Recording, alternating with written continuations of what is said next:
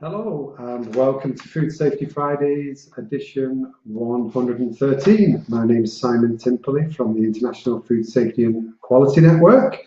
It's lovely to be here today with you for another presentation. Today it's Beyond Technical Competence, Enhancing Your Career as a Food Safety Professional. I'm sure we've got lots of food safety professionals joining us today. And continual personal development throughout your career to improve yourself and your business is absolutely paramount. So we'll be running that presentation shortly. That's Amanda Evans-Lara from HACCP Mentor. Just to say thank you again, as we do each week, to our sponsors, Metal Toledo, Trace Analytics, AIB International, DNV, GL Business Assurance, and Safe Food 360.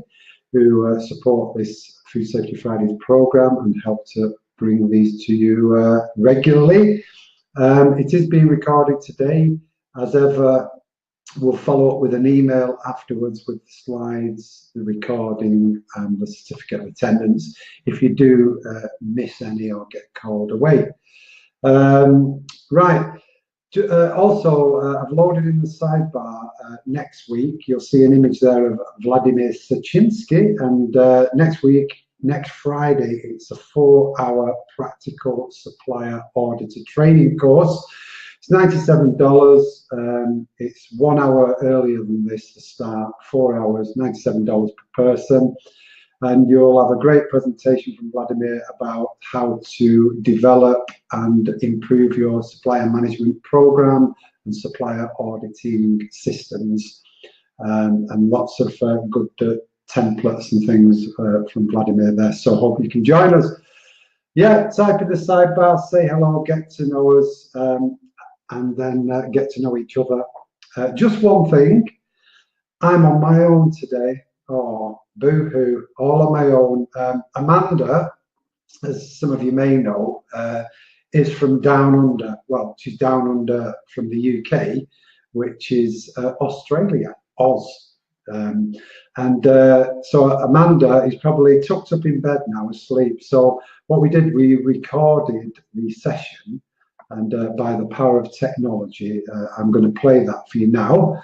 I'll come back on after the recording. It's about, I think it's around about 50 minutes. After that, I will come on, and then, you know, we'll have a chat. I'll issue the certificate. Okay, so for now, enjoy.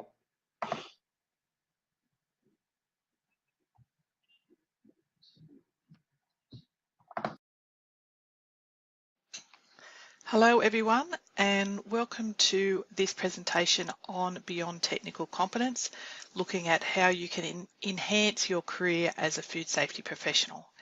My name is Amanda Evans-Lara from HACCP Mentor, and I'd just like to say thank you to Simon and the International Food Safety Quality Network for allowing me to come and present to you today. So as I said, my name's Amanda Evans-Lara from HACCP Mentor. If you haven't heard of me before, just a bit of a quick rundown. I'm a food safety compliance specialist. I've worked for over the last 25 years. Started my life as a food inspector working for the government in Australia, and then after a period of time, I then started my own consultancy business. I spend the majority of my time now with the HACCP Mentor system, where we educate people worldwide on how to comply with all of the myriad of food safety standards and food quality standards that there are out there, including the GFSI standards. I also work as a digital training manager consulting to the Allergen Control Group, which has now been purchased or bought out by the BRC. So this has been quite an exciting time. And really finding it quite interesting, writing a lot of the training material and putting that into an online format. I have a handful of consultancy clients that I still do work for, and I also do auditing work. I've done that for the whole time. So again, thanks for joining us today. The purpose of my talk today is to really go through and demonstrate how you as a food safety professional can commit to a path of ongoing learning and professional development, which will help contribute to your career success. We probably do have a lot of, what would you say, avenues in which that you can go through and, keep up with your development.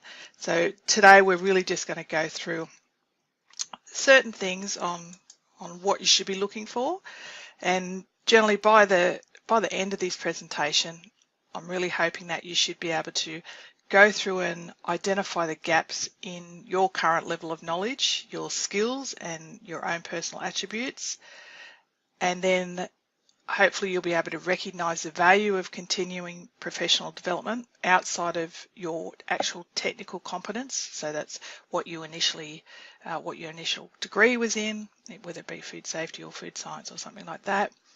And then to be able to start to map a career plan to become what I would like to call the ultimate food safety professional. So as I said just then, we have this level of technical competence where, to get into any of the roles around food safety, food safety managers, QA professionals, you generally will start off with your bachelor's degree, and that could be in a different stream, whether it be food technology or food science, environmental health, just straight science, microbiology. It really depends on where you're located as to what your universities or colleges offer around this technical competence. So we all go through this process of getting this, and it was quite a while ago since I got my first degree. But from anyone who, if you've been through that process, you'll quickly understand when you get out in the workforce that the degree doesn't really cover all of that other stuff that you're supposed to know and you're supposed to do as part of your role as a food safety professional, food safety manager, like I said, food safety officer, whatever you want to call it, the person who really looks after food safety within a food organisation. So we have this technical competence, which we've learned at university or college, but then we need to go further and, like I said, get everything else that makes it, what makes us do what we do every day. And that's a blend of competence. Now, competence is really made up of the knowledge that you have, so things that you've amassed over the years around knowledge and learned and things like that, the skills that you have, so being able to take that knowledge and actually do something with that knowledge, implement that knowledge, and the skills that help you do that. And then there's also the personal attributes side of things. So what we're going to do in this course today, we will go through each of those and we'll have a look at kind of what the requirements are, what the expectations are around being a food safety professional in each of these three key areas. Now we can start off with our basic food safety knowledge. So again, this is all building on top of what you've already achieved through your bachelor's degree or your initial science degree. So we have our food safety knowledge. There is so much that we have to know as a food safety professional. We have to know about the legislative requirements. So this is not just in the country that we produce our food or manufacture our food, but if we export our product around the world, we do have to know what the legislative requirements are in those other countries as well, especially when it comes to labelling, allergens, any export requirements. Now that is a massive job just in itself to be able to have that knowledge. We also then have these additional third-party certification requirements. So these could be things like if a GFSI or Global Food Safety Initiative recognised standard, so like BRC, SQF, FSSC 22000, Global Gap. I'm just trying to think of the other ones off the top of my head. Right, they're GFSI standards. So we are required to know the ins and outs of those standards and then putting them into place within our organisations. if you've seen how big any of these standards are, it is a massive, massive job. So there's a lot of knowledge required just in that as well.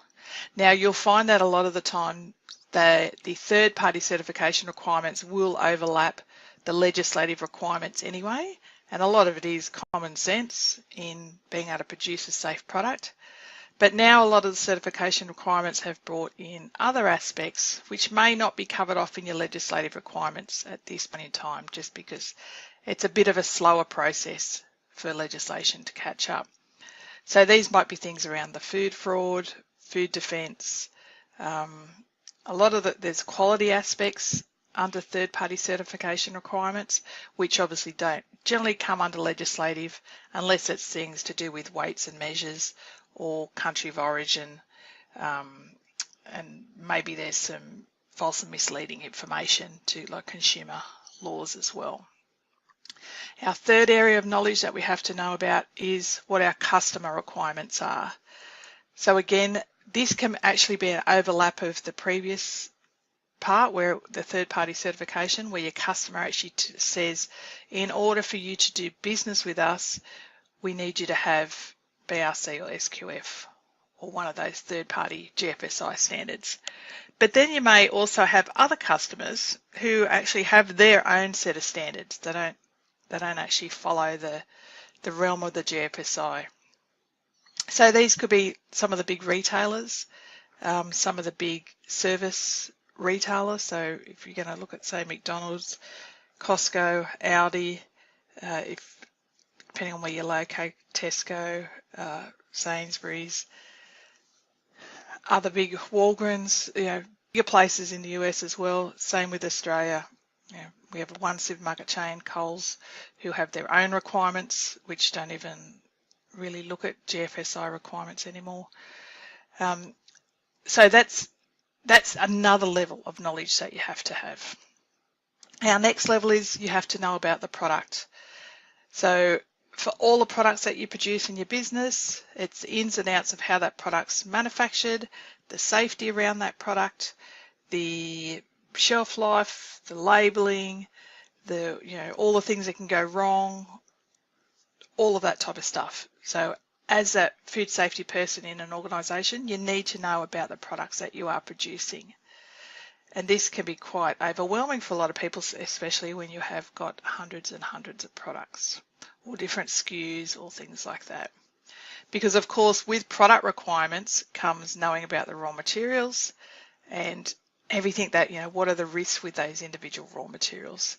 And we're talking about what are the micro risks, what are the foods, the chemical risks, what are the physical or the foreign matter risks, what are the radiological risks, what are the fraud risks, what are the quality risks, what are the regulatory risks, there's allergen risks, there's so much that you have to know just in the products again. And then our final area that I've come up with that you need to know from a knowledge perspective is the business operations. So actually how your business actually operates, the ins and outs, the day-to-day. You may think, oh, I don't really need to know that kind of stuff, but you still need to be across what happens in different departments, because food safety is a company-wide responsibility. It's not just the QA department or the food safety person who should be responsible for food safety. It has to be everyone. So you need to have a good understanding of the structure of the business, all the different departments, so whether it's maintenance or cleaning, the production section, the laboratory, the R&D area, the sales area, or sales and marketing, your procurement, supplier area, receivables, distribution, packing.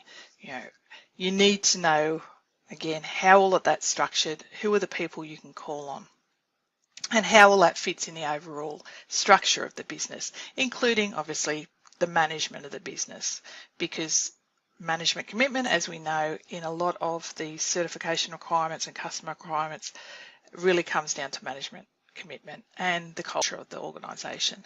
So you do need to also know business operations. So that's a lot of things that you have to be on top of. just from a knowledge perspective. So keep in mind you've got your science degree. They don't really teach you any of this type of stuff. You might do one subject on law within your degree, and it's not until you actually get into the workforce that you realise, or that you should realise, there's so much more that you have to know. So this is what we call, and these things change all the time. So there needs to be ongoing knowledge that comes with that. Now, to just give you a bit of an idea, I've plucked out of most of what I've seen in these GFSI standards and third-party standards, customer requirements, the expectation around what knowledge at least someone in your business, if not everybody in your business, but at least the food safety team need to have. Now, these include your basic HACCP principles. So yes, you may have learnt the principles within your degree, but this is going further, and a lot of the times these standards will say that you have to have done a particular course, whether it's HACCP Alliance course, the 2 days recognised in HACCP principles and application. So that's our first one. Internal auditor. You have to know how to do internal audits, because that is a very intricate and important part of your entire food safety system, is to be able to do internal audits. Product recall. You need to have some level of qualification or have done a course around product recall, in knowing how to recall a product or withdraw a product from the marketplace if there is an issue with it.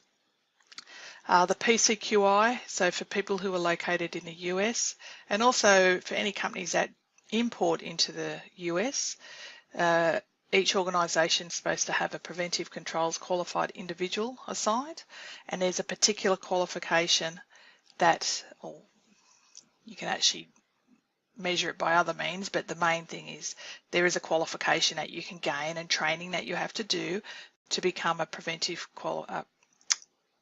controls qualified individual, or a PCQI.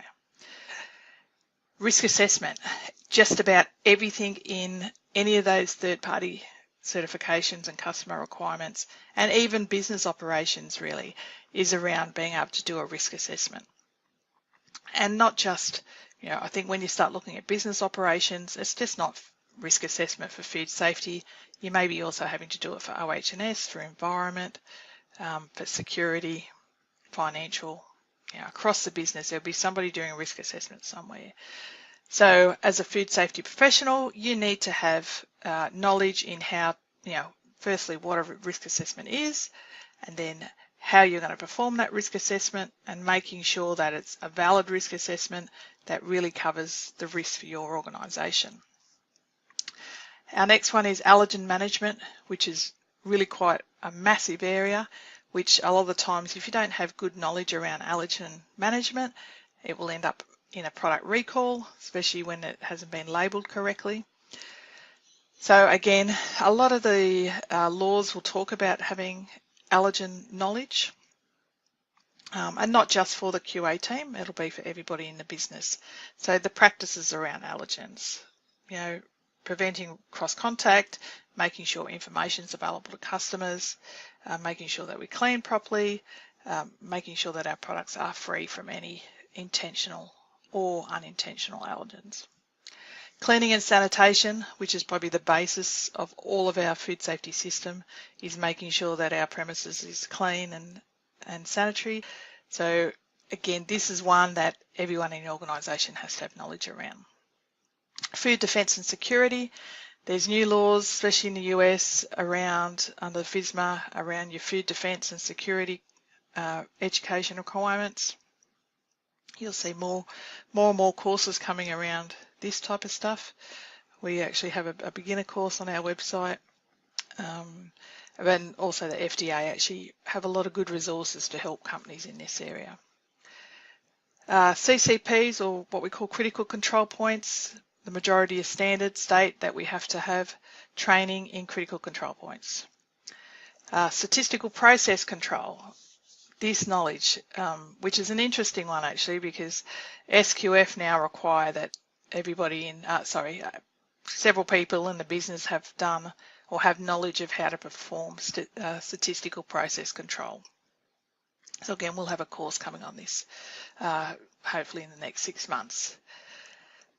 What else we got here? Individual core and individual standards, which is kind of what I said before around the third-party certification requirements, to know the ins and outs of each of those standards. Food traceability. Food traceability is a major component of product recall.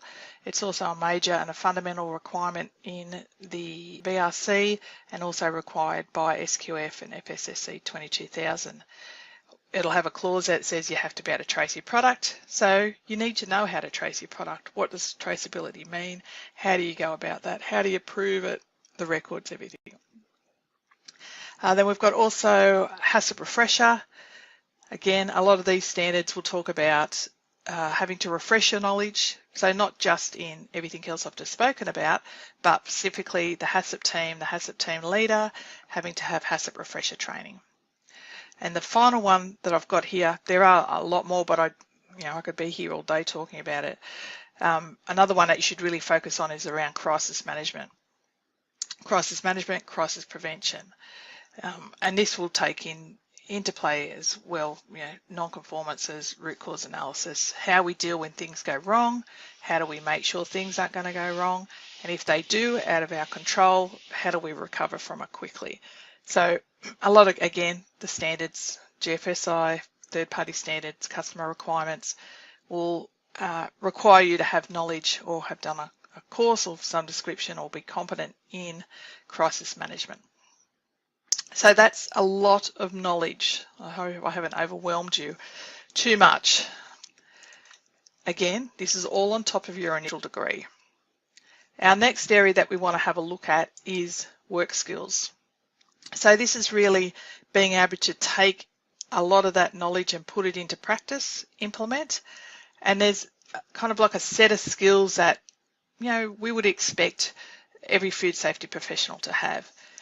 And what you might find is if you actually look at any type of job ads or employment ads, things like that on LinkedIn or Seek or whatever your preferred employment area is, you'll find that these skills, a lot of these skills will be listed in the candidate that they want to apply for the position.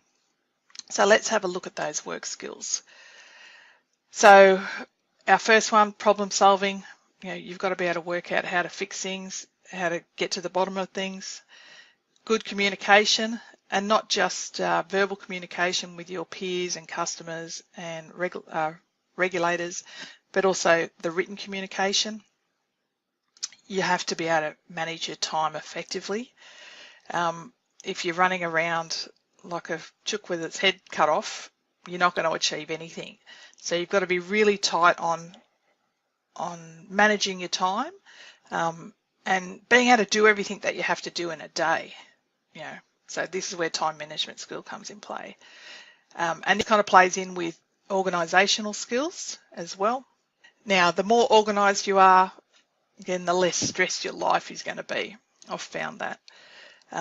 Organised from a point of being organised for audits, being organised with your documentation, being organised with your procedural implementation, organised in how you're disseminating information around the requirements and food safety within your organisation. Critical thinking is a must, actually being able to think outside the square and look at problems critically. That's a big one, and you'll find that in a lot of jobs now. It doesn't matter if it's in the food industry or as a food safety professional. Critical thinking is, everybody wants you to have critical thinking. A willingness to learn. This is really a motivational thing as well. You've got to be willing to learn. You can't expect to come straight out of university and know everything. And you've also got to be willing to learn at any age. So for me, I'm heading towards 50, and my whole mantra is, as long as I learn something new every day, I've had a good day. It was worth getting out of bed. So be willing to learn new things, take on new concepts, look at new information, but whatever, just try and learn something new every day. You need to have the skill of teamwork. Surprisingly, food safety just doesn't happen by one person.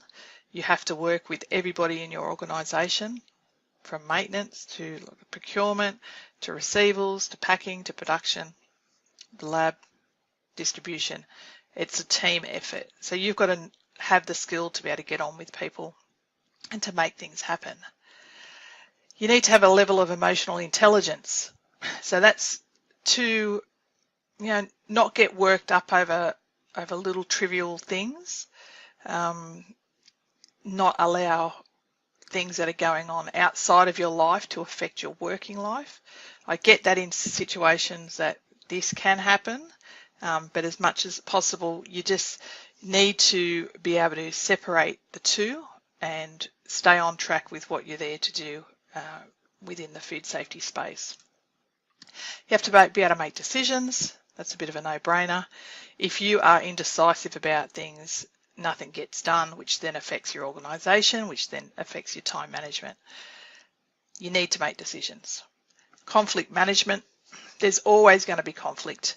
In the position of a QA professional, you're either there'll be somebody who doesn't want to do what you request of them. You may have conflicts even with auditors or regulatory staff when they come into your business.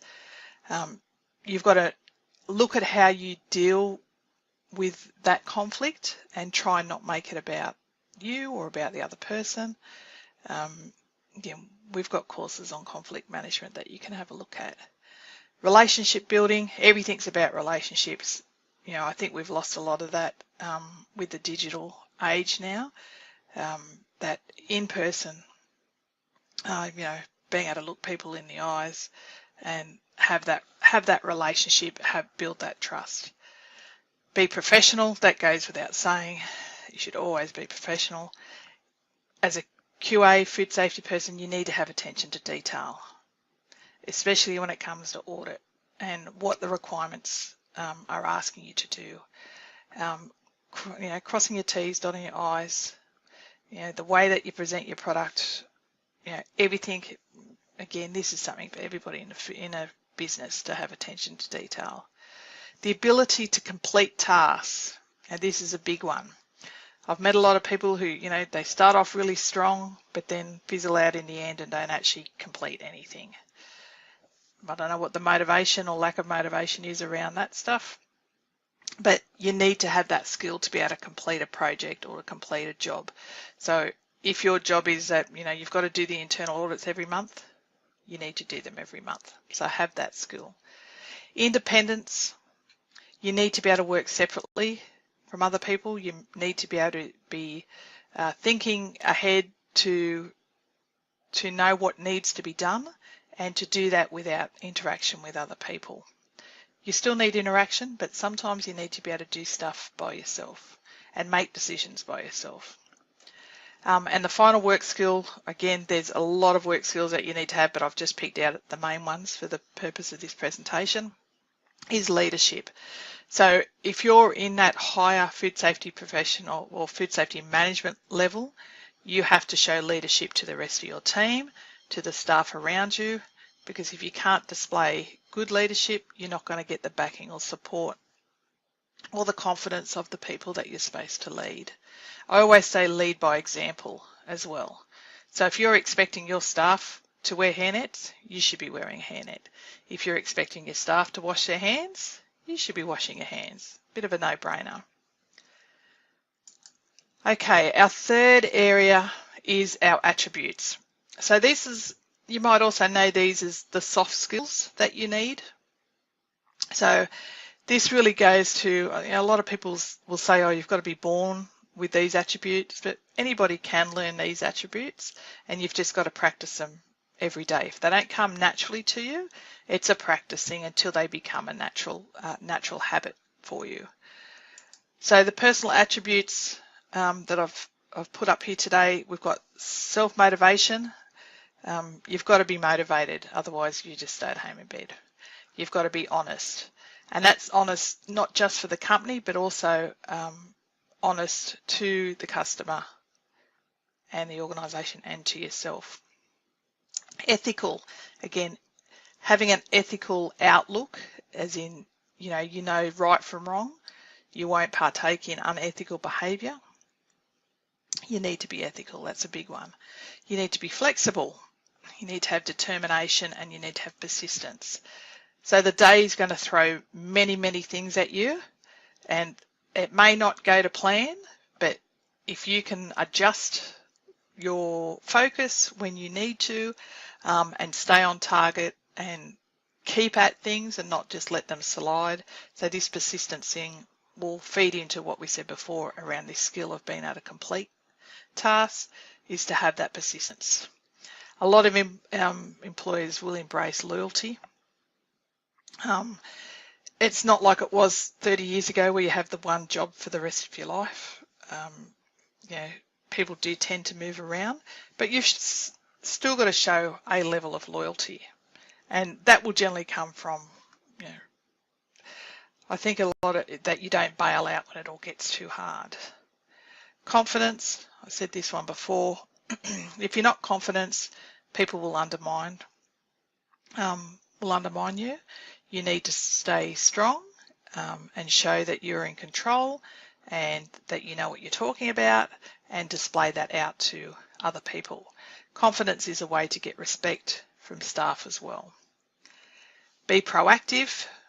Don't wait for things to go wrong. Get out there and make sure they don't go wrong. Be resilient, because things will go wrong and people again will throw stuff at you, and you've just got to hold on for the ride, and hopefully you'll come out the other end not too unscathed, or not too scathed. Positive, so that feeds into the self-motivation. Be happy. Things could be worse. Things could be a lot worse. So if you have a positive attitude, or you think with positive thoughts, it really does display out to the rest of the people around you. If you're happy, I'm not saying you've got to go to work every day and be laughing and smiling and all of that, but be at least positive. Adaptable, which again is similar to flexibility. Decisiveness, being able to make decisions. Having empathy. So this kind of feeds into that emotional intelligence skill before. You'll have people who are naturally empathetic. Other people have to try a bit harder to be empathetic. So we're not saying to give people sympathy. We're showing empathy, that you understand what they're going through. So you're going to have to consider that when, if you're running your own staff. Reliability, be there when you're supposed to be there. Show up when you're supposed to show up. And assertive, that can go in play hand in hand with confidence as well.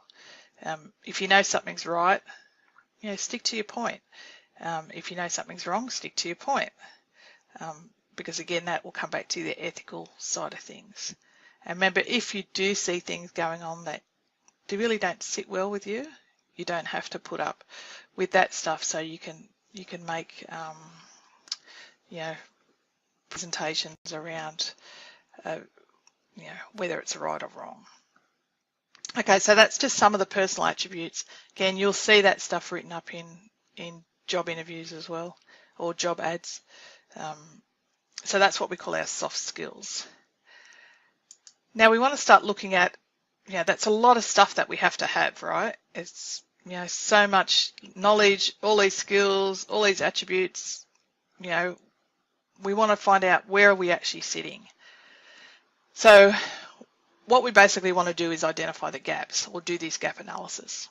So we have our current state. So this is where you're sitting at now, and where we want to get to. And it's the bit in between which makes for a gap. And with this gap, we then do an action plan. So let's have a look at our first one. How do we measure your current levels of skills, attributes, knowledge? Firstly, your organisation may have mechanisms for this. If you're doing performance reviews, with management, things like that, this normally comes out of this stuff. You can also do surveys. There's skill management software out there that you can jump on and use. I'll put a heap of this, links to all of this stuff. I'll have it all over on my website for you to have a look at if you're looking for links to this stuff. But generally, to see where you're at now, you can also sit down and honestly critique yourself, and even just go through the list of things that we've got there, and you can tick off if you honestly feel that you have that skill or you don't have that skill. So you may have, you might only be 50% happy with that level of skill attainment or attribute attainment or knowledge attainment. So that's the first place you can do it. Through your performance review, through surveys, through software, but at a minimum, I would suggest just sitting down and taking, the list that we've got here and ticking off what you have and haven't got. So our next part is identifying what skills you actually need. So, like I said, I've put up a whole heap of different ones. You can have a look there and see what you need. You can also have a look at your dream job description. There's plenty of online employment websites out there. You can look at looking at job ads on LinkedIn or Seek. I think it's seek.com. When you start looking at these job descriptions, you'll start pulling out, okay, what do they actually want? So if you Google food safety jobs or food safety manager job, QA positions, start looking at those different job descriptions, and that will start getting into looking at what skills that you actually need. Or you can go back to the list that we've been through previously. When we've got where we're at and where we want to be, we've basically got our gap. So this is where we need to start bridging that gap or putting a plan together to actually bridge that gap from where we're at to where we want to be.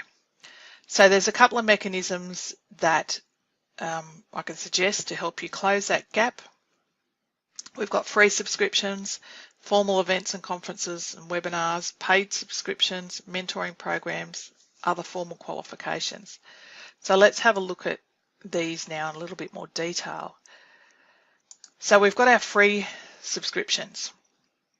So when I mean subscriptions, these are things like, being on email lists. So all of the government health or food safety websites around the world will have some type of sign up to our list, get a list of recalls that are happening. That's a really, really easy one. Just subscribe to that information. So they'll send you out an email of, let's just say, all new food recalls that have happened in your country. You can subscribe to other ones on the places that you're exporting to. You can subscribe to those email lists as well, or food recall lists. I think food recall lists are one of the easiest way to up your knowledge, because not only do you know who's having to recall stuff, but you're also seeing, okay, so this particular product's being recalled because of this reason. It might be because it's got salmonella in it, or E. coli, or there was an allergen issue, something like that. But then it allows you to go back and look at your own hazard analysis or your own system to see, could that actually impact on our business? Could we be in a similar situation? Do we actually kind of handle that product that's been recalled, or do we handle an ingredient that's been associated with that product? So it helps you to start getting, again, this is being proactive, goes into that skill. With some of the other ones, any of those GFSI websites, we've got the GFSI website, the Global Food Safety Initiative website, then the recognised standards, things like BRC have their own newsletters, SQF, IFS, FSSC 22000, they've all got newsletters. You can also subscribe to the International Food Safety Quality Network. So they send out newsletters every week. Thanks for that, Simon. So it's an easy way to keep up to date. Being part of that forum, that's free as well on the International Food Safety Quality Network. So it's a good way to keep up to date with things and keep that knowledge current. Hazard Mentor also puts out generally free articles which go out generally every week, every fortnight, on how to comply with different things. So if you're not signed up to Hazard Mentor, please head over to the website and sign up. So they're your free subscriptions. We start then on looking at formal events and conferences, webinars. Now, a lot of those organisations that I said before, like the bigger ones, BRC, SQF, GFSI, they'll all have annual conferences or 6 monthly in your region. But there are heaps of conferences out there you can choose from around food safety in being able to get up-to-date information, to be able to network with other people in your industry, and you do actually learn a lot by networking with other people. And a lot of those organisations will also do webinars. So exactly like the Food Safety Quality Network are doing here, we do these Food Safety Fridays, which is in this webinar format. You may also have shorter events which aren't like 2-3 day conferences.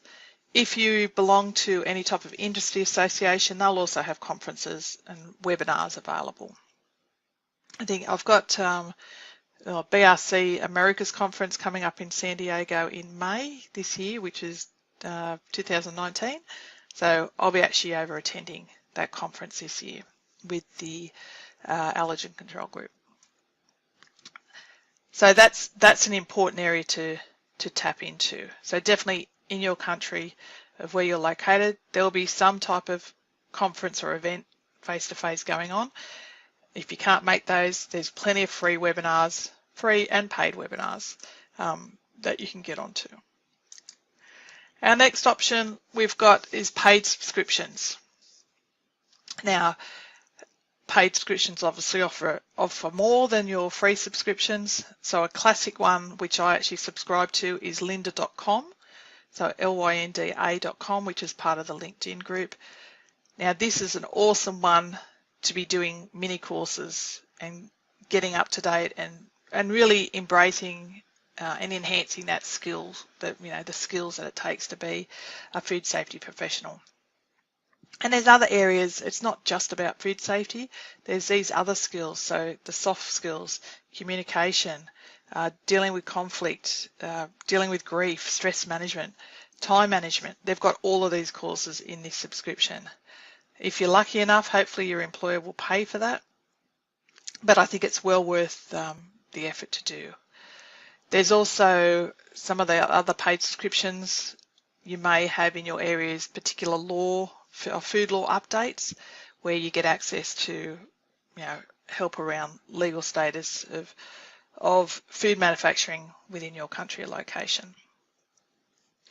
Our next one is mentoring programs. So this is one that I'm very, very passionate about helping out and spreading my knowledge after 26 odd years of being doing this gig, is to pass that knowledge on.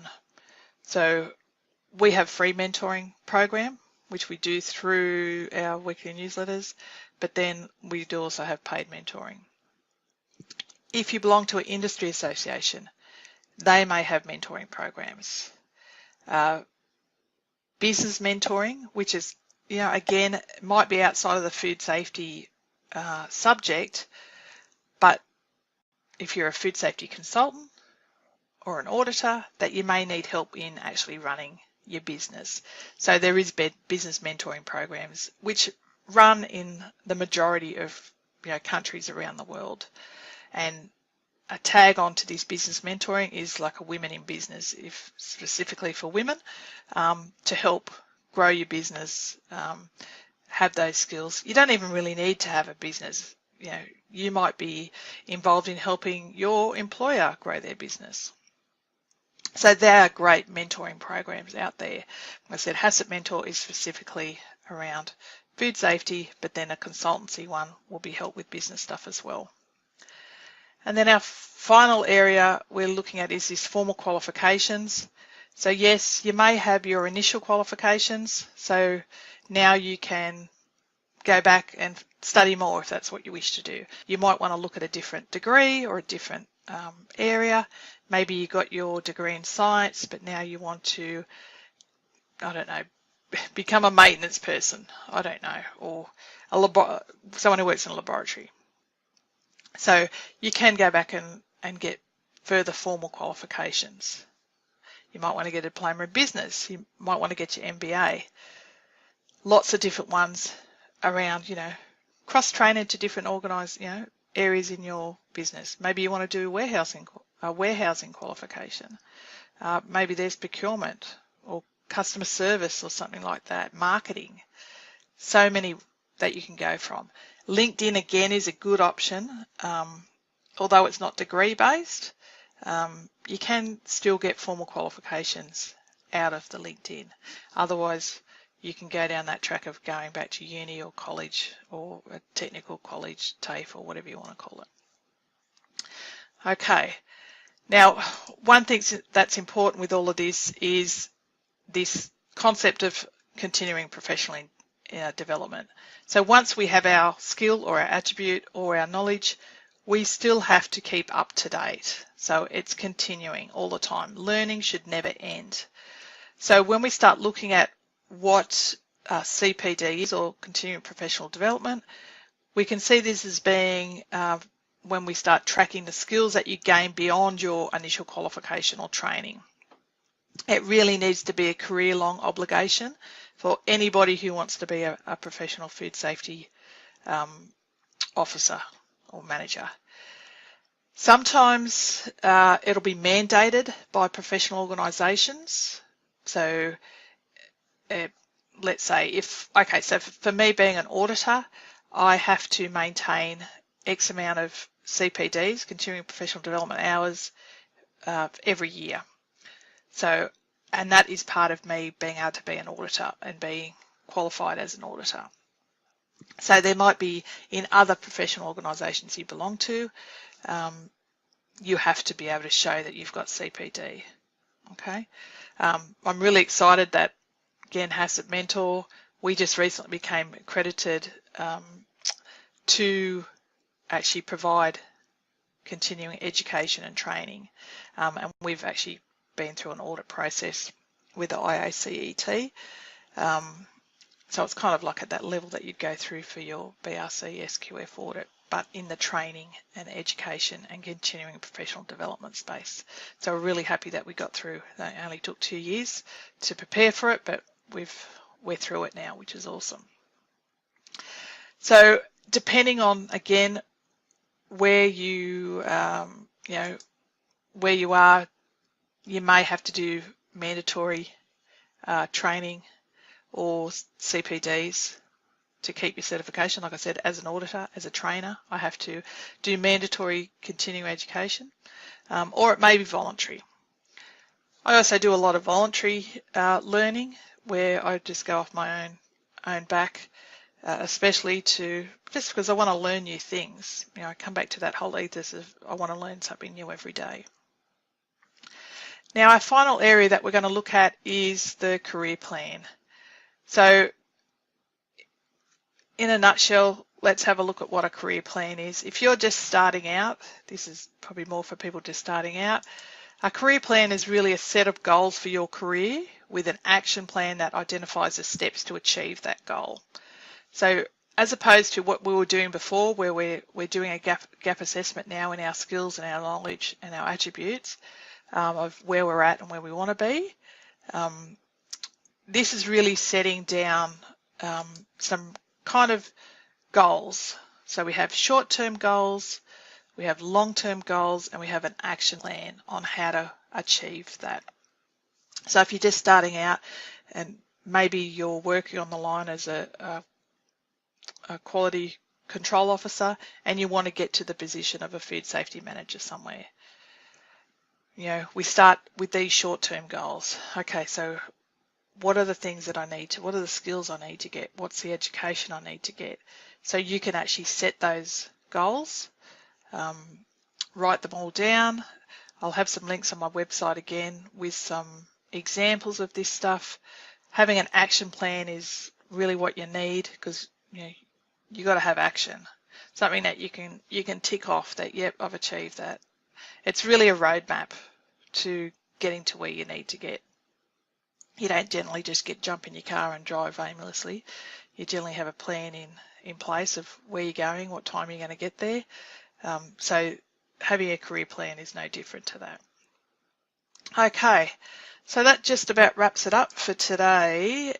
Just to recap what we've been through, we've had a look at identifying your knowledge and skill gaps. We've had a look at the personal attributes and the gaps that you may have. We've touched on continuing professional development and how you can recognise your need to be doing that, especially if you've got mandatory CPD you have to fulfil. And then we've just covered off mapping a career plan. So thank you very much, everybody, for listening today.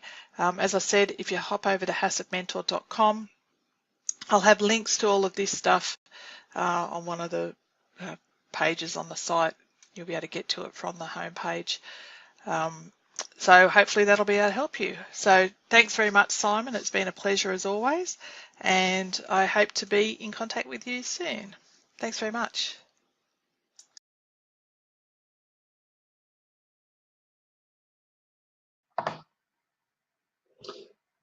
Okay, there you have it.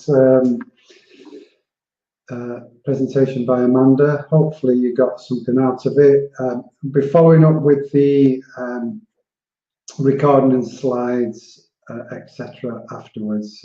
Obviously Amanda's not here, so no Q&A, unfortunately. Okay, so I've issued the certificate in the sidebar. You must download it and print and sign your own name, or open it in an image editing package such as Paint and then type your name. We can't personalise it for you, unfortunately. So that's it. So we've got the practical supplier auditor next week, and got lots more Food Safety Fridays. So just watch the emails and watch the website, and look forward to seeing you soon. Have a nice weekend, everybody. Thanks for joining us. Take care. Bye.